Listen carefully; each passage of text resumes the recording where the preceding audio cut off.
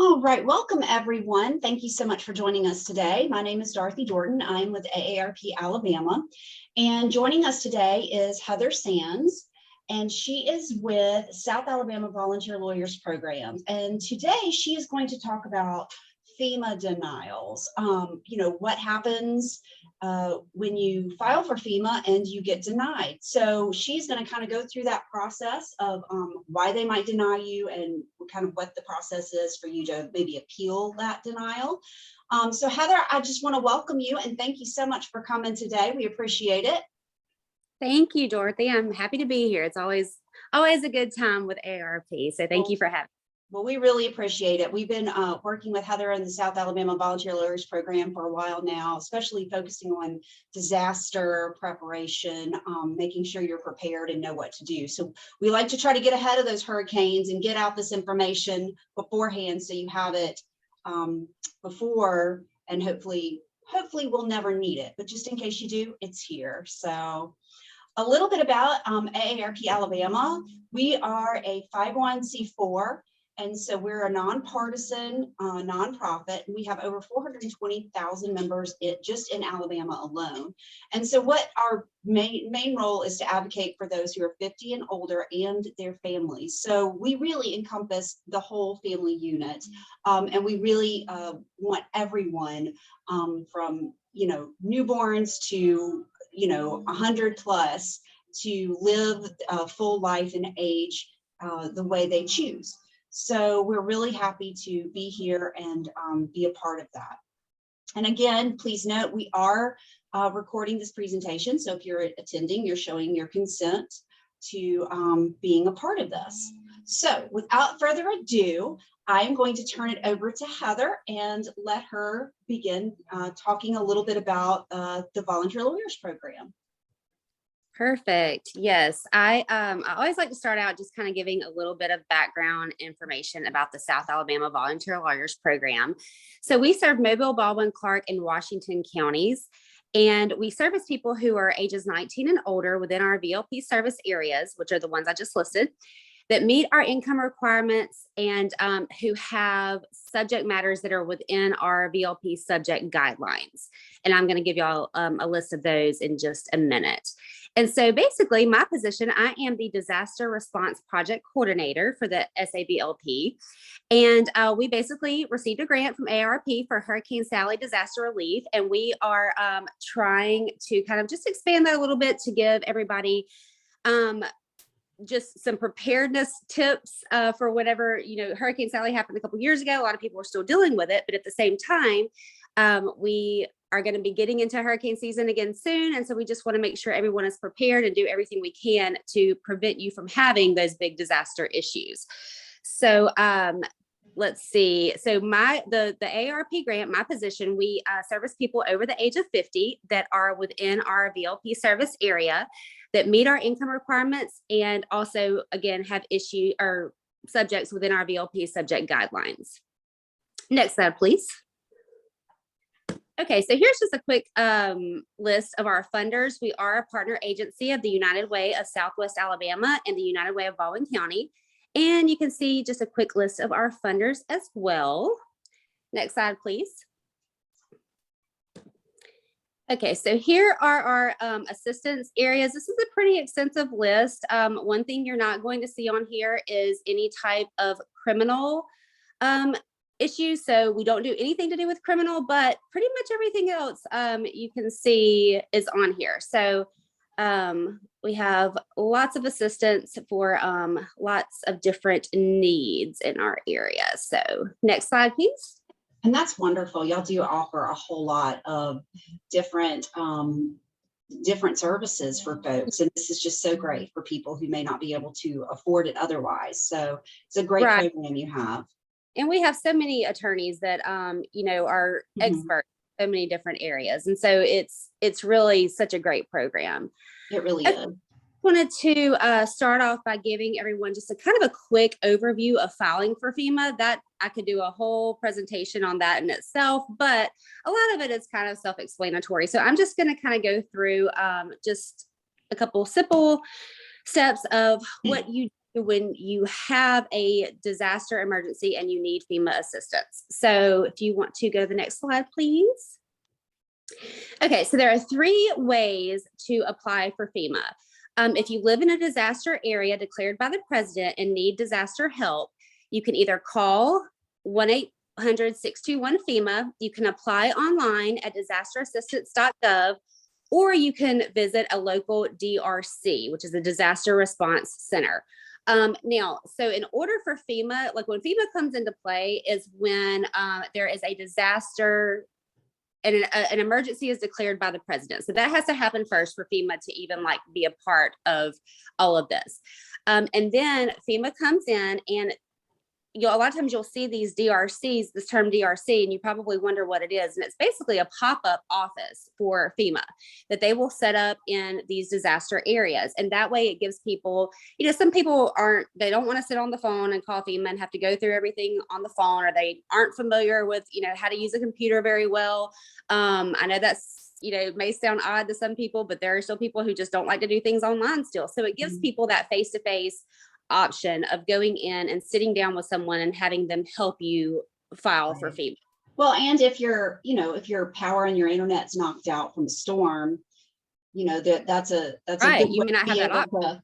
And to be able to at least access it without, your basic contact. So okay, so you can go to the next slide, Dorothy, and we have a quick poll.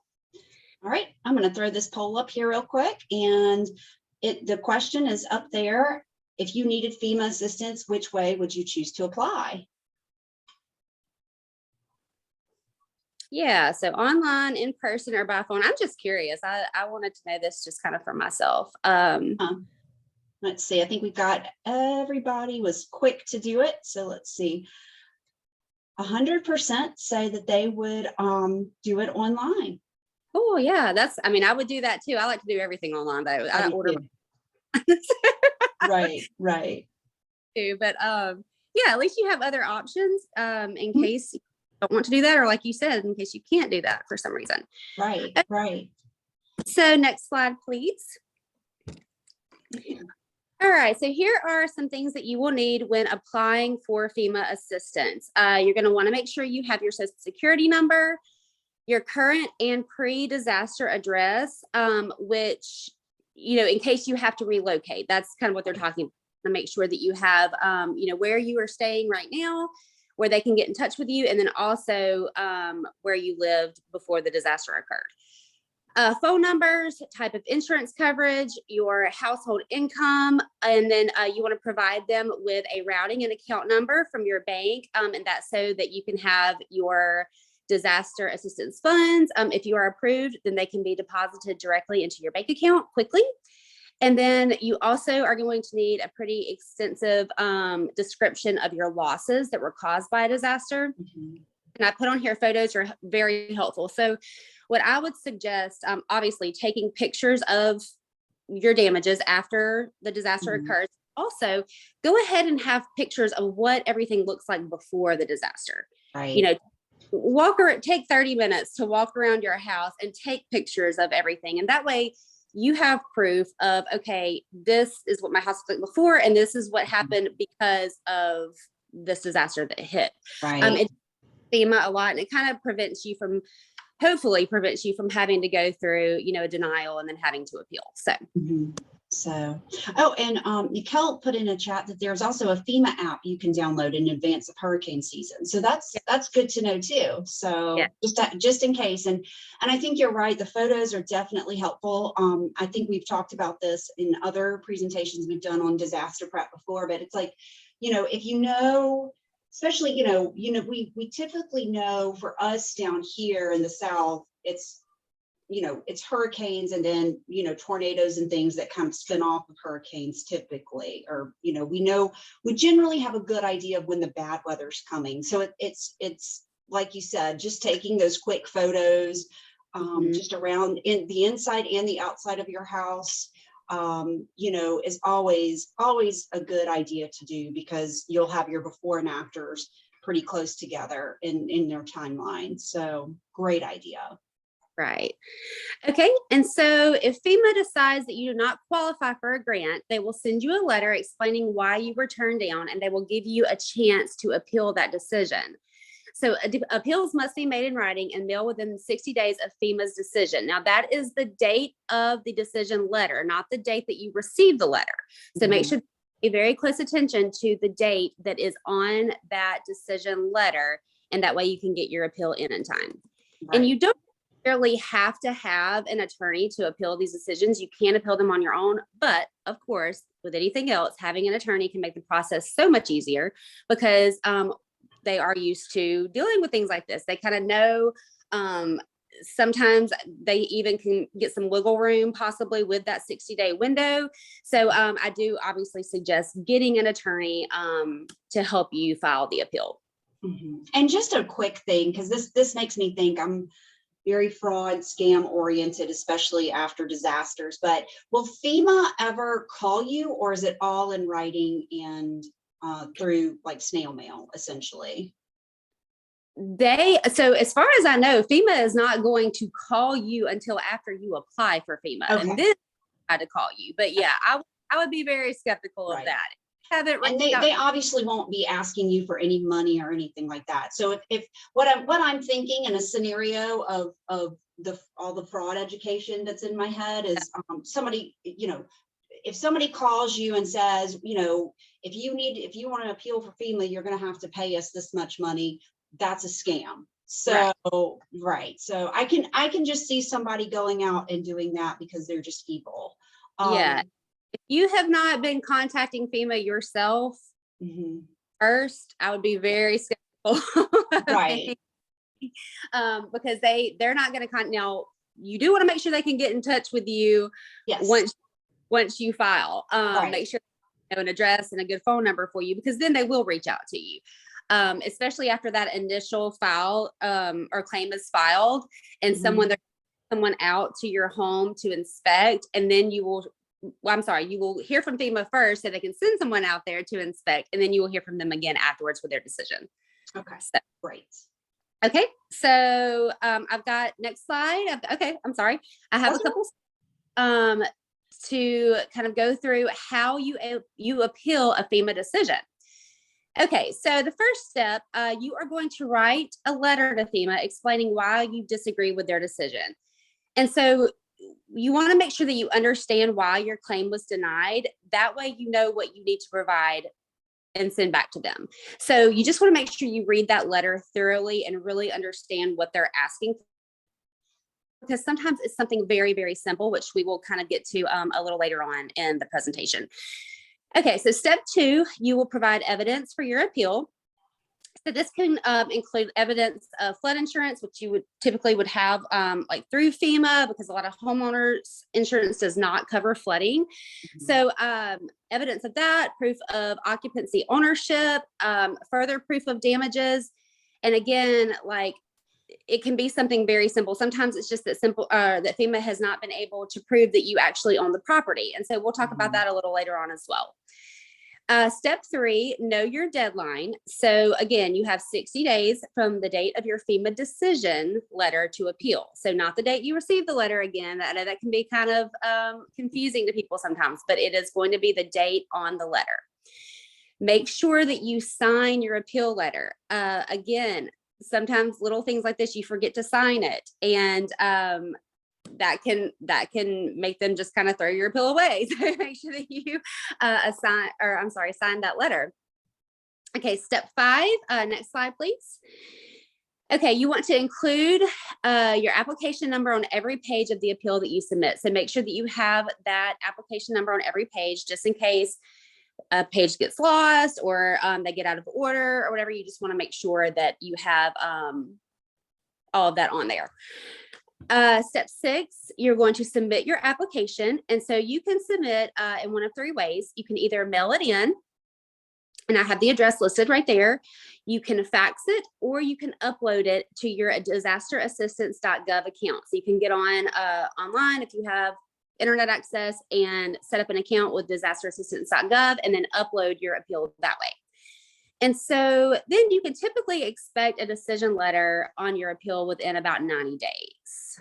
Okay, great. Okay. So there is no form for appealing. You just have to No, essentially write a letter. Okay, that's good. correct. That's good Yeah. to know. Okay. Yes. To appeal, you write it out on your own, and you can appeal as many times as you want to. There's no limit on how many times you can appeal, but Okay. obviously you want your money as quickly as possible. So Right. that's why I say, and I keep reiterating, make sure that you really pay attention to everything they're asking for in that letter and why you were denied.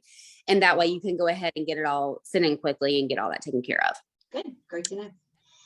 So common reasons that FEMA denies assistance. Number one, and these aren't really in any particular order, these are just the most common reasons. So number one is that you are already insured, and FEMA cannot pay for damages covered by insurance or duplicate benefits from another source. Now, if you don't have enough coverage, that could be another, FEMA could possibly step in if you don't have enough coverage, but that's just kind of on a case-by-case basis. Now, does that include like your deductible? That honestly, I'm not really sure on that question. I would check on that. I'm not sure on that.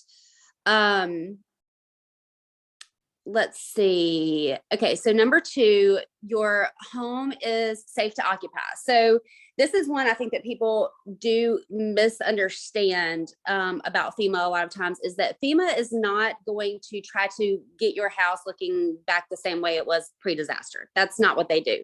They want to make sure that your house is safe for you to live in. So what they are going to do is they are going to look at your essential spaces in your house that you have to have. So I'll read through this real quick and then I'll kind of elaborate. But so FEMA housing assistance typically only covers costs to make your house habitable. Damage to non-essential space, landscaping, or spoiled food is usually not covered by FEMA.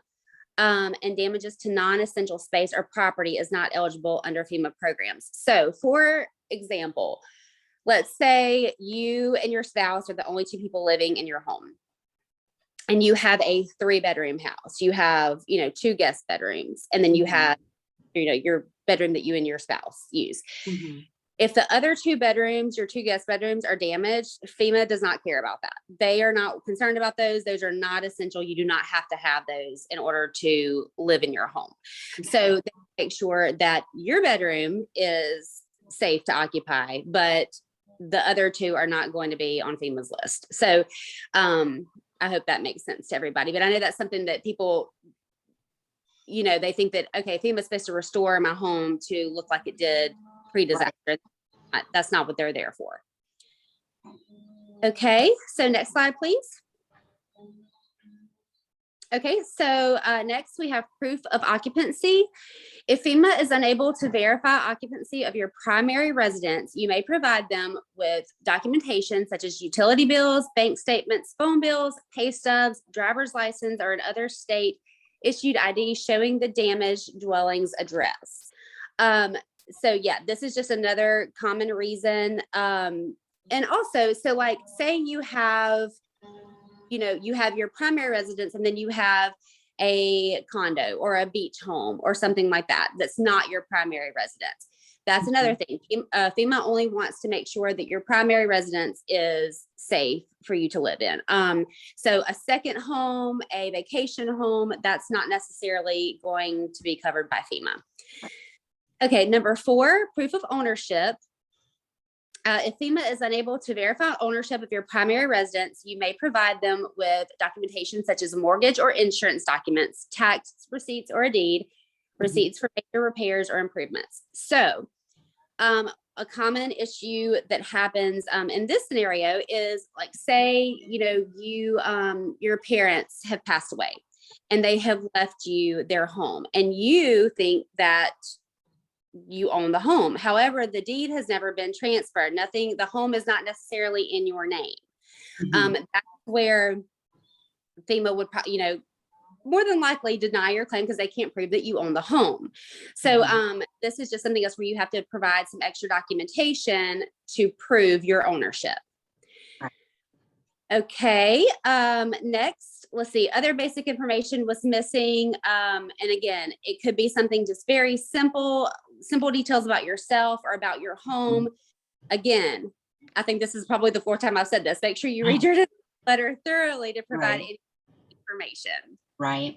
And another thing too, just to point out with the proof of ownership and all the documentation, Heather and I a while back did Heather really did it, a great presentation on, important documents, how to kind of keep them safe and what to do if you lose those important documents after a disaster. And we actually had that one up on AARP Alabama's Facebook page and YouTube last week, and they're still there.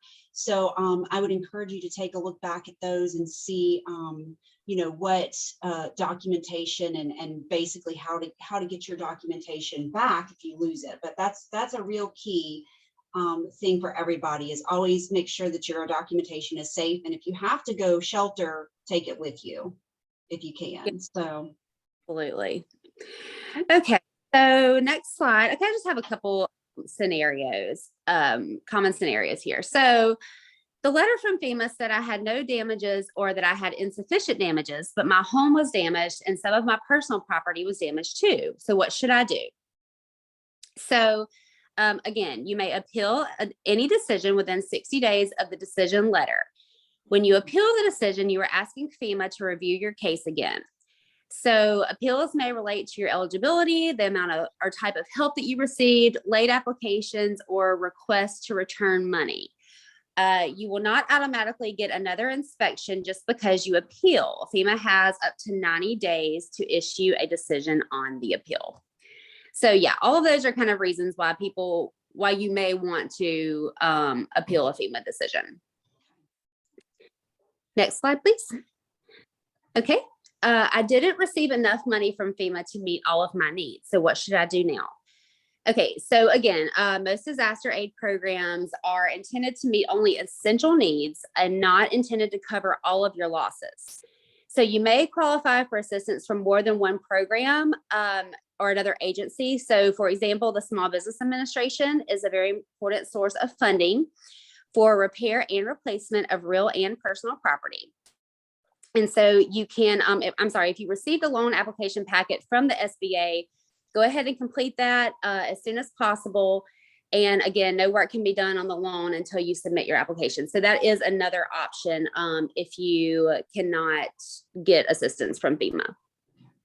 Great. And another thing too is there's always, it's one of those things too, if you are, needing things like you said, spoiled food or something like that. There's, it's one of those things that Mr. Rogers said, his mother said, it's like when there's a disaster, look for the good people. And there's fortunately a lot of great people out there, like the United Ways and 211 and things like that you're able to contact to get more assistance if needed, depending on what you need. So that's a great tip. Right. And another quick thing too is that personal property is not typically covered under FEMA unless it's sometimes essential items are, if they determine that whatever has been damaged is an essential items, but just typical personal property is not covered. Right. So you may want to go, look for another program or something and see if you can get some assistance for that. Great. Okay. And then, so for more information, you can visit FEMA.gov. Also, earlier in the slides, I put the disaster assistance website on there as well. Works hand in hand with FEMA and getting all of that application, appeals, all of that stuff taken care of, just right at your fingertips. And then our next slide. Okay, I've just got our contacts on here for the Volunteer Lawyers Program. Our website, we've got legal services listed on there, and then also the lawyer referral service. Sorry, that's a mouthful. And so those are some other either free or low cost options. Now, as far as area, I know that the SAVLP does Mobile, Baldwin, and Escambia. Is that correct? Clark and Washington. Clark and Washington. I'm sorry. Yes. And then the legal services and lawyer referral services, do they cover the rest of the state? As far as I know, yes. Yeah. Okay. Yeah, and just sometimes, like if it's something that the SL, like a subject matter that we don't cover, or right. If you don't meet our guidelines or something, then those are two other options that, like I said, are free or low cost that you can check into. Okay, great. Yeah. Okay. So, do we have any questions? Let's see, we do have one. Does FEMA consider the cost of goods increasing before you can get your home fixed when approving claims?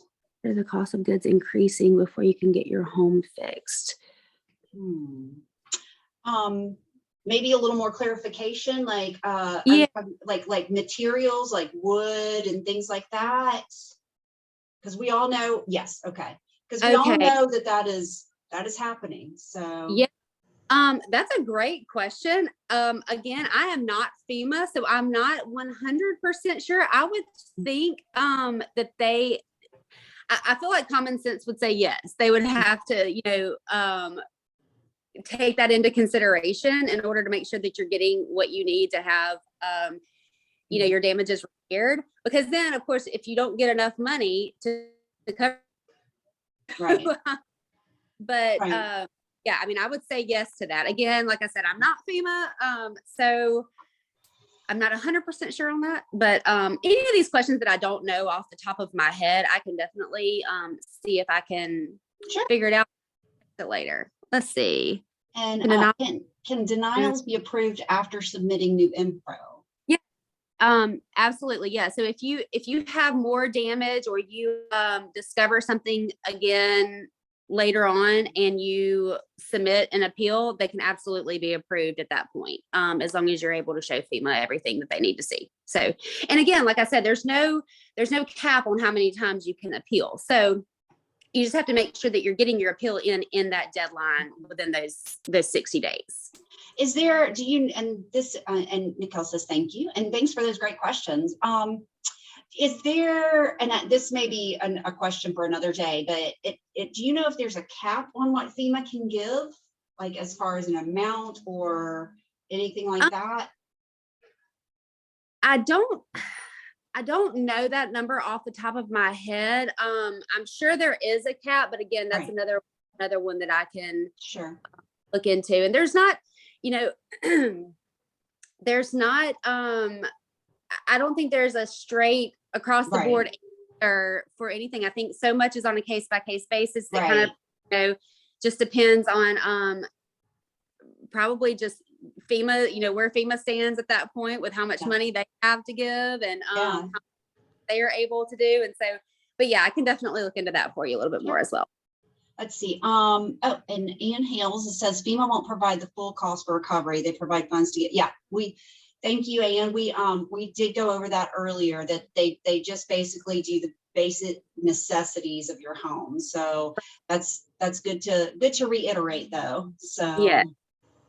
awesome. All right. Let's see. I think that may have done it for. Oh, here's another question. Can a lawyer talk to me about filing? It seems like a daunting process. Absolutely. Yes. Absolutely. They can absolutely help you, walk you through the application process. And you're absolutely right. It does seem very overwhelming. And like I said, Sure.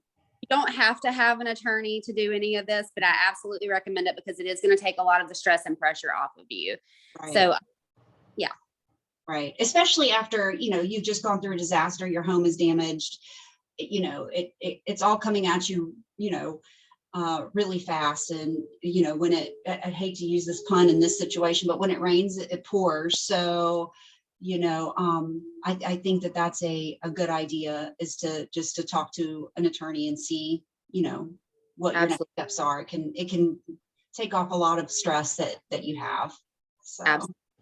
Well, and an attorney can help you too, in the sense of making sure that all of those little minor details that need to be on that initial application are all sent in to hopefully keep you from having to appeal. So of course they can Right. step in to help you appeal, but if you don't ever have to appeal and you can go ahead and get your money, that's of course what we all want to do, right? So Right. yeah, it can definitely help you in that sense.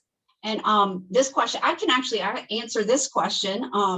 You mentioned flood insurance earlier. Is that something that FEMA can provide? And actually, I believe FEMA is the only one who does provide it. From what I understand, our maps were redrawn in my neighborhood a couple of years ago, and surprise, I'm now in a flood zone. So I was required to get insurance. And so of course I called my home insurance company, and it is basically all through FEMA. It's the National Flood Insurance Program. And typically if you're in a flood zone, you will get a notification either from your bank if you have a mortgage, or maybe even your homeowner's insurance, or maybe even FEMA will contact you via mail. So it's funny, we're talking about this subject because I was telling Heather that I just got my bill for my next year's flood insurance yesterday. So hooray. And now the next question, can you get it if you are not in a flood zone? That's a good question. I don't know the answer to that particularly. I never had it before they told me I was in a flood zone. So, you know, I would assume maybe. Yeah, I would assume you probably could, but yeah, I would say contact. And again, just to reiterate, the National Flood Insurance Program is what it's called through FEMA. But yeah, I would and ask. I'm sure it's something that you can get. It's probably not required. You know, it's not going to be required. Right. Or so yeah, I would just contact them and ask. Right. Not, and I wouldn't know what it would cost if you're not required to have it. It may, you know, but they are pretty much the only, I guess, brokerage that you go through for that flood insurance. So, and you know, it's also one of those things too that some people who choose not to pay or don't want to pay it will pay instead to have their home resurveyed. I had a few friends in the neighborhood who did that to kind of have their home resurveyed, and sent that in to say that they, you know, they were on higher ground or something like that. Let's see, I'm thinking of areas that don't typically flood, but might if we got tons of rain. And that's true. That's, you know, especially down here in Mobile where we're all below sea level. You know, it's really one of those things that, you know, we could all tend to be in a flood zone and not know it, you know. So yeah, I think that's a good question. So yeah. All right. Okay. Well, thank you so much for those questions. Those were wonderful questions. Yeah. And again, like I said, I'm not FEMA. Dorothy's not FEMA. We just know, you know, kind of the grand scheme of everything. Right. We don't, the little minor details. We don't know. And like I said, a lot of them are on a case by case basis anyway. So. Right. Exactly. And that's the thing is it's, you know, we just entered hurricane season, so it's probably a good idea to go ahead and go to FEMA. I'm sure it's like FEMA.gov or and go check that out. What was it? Disaster assistance. Yeah. And just go ahead and check that out and know your information beforehand, just like taking those pictures, you know, you just want to check it out and make sure you kind of have an idea of it.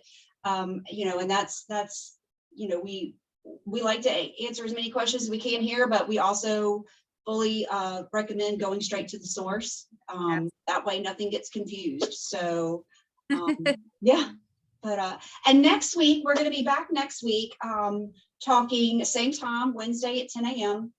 We'll be talking with one of the volunteer lawyers, and Heather, his name escapes me. Do you? Taft Hughes. He has a really cool name. Yes, he does. That's awesome.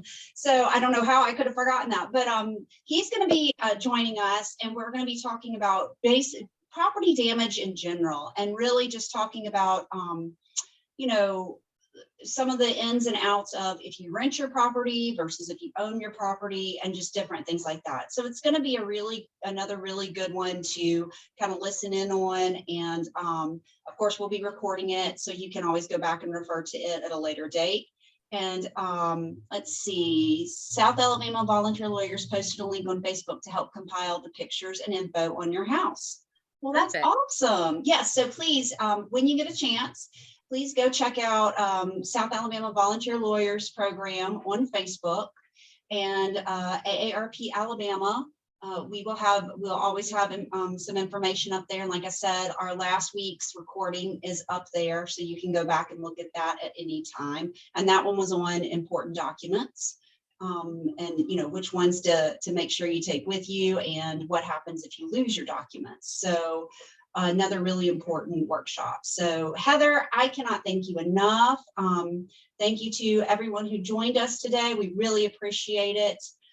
This is some great information that everyone is sharing. So, oh, and there's a Google Drive link. Thank you so much, Nicole. That's great. We appreciate it. So helpful. All right, folks. Well, with that, I think we are going to end. And like I said, next week at 10 a.m.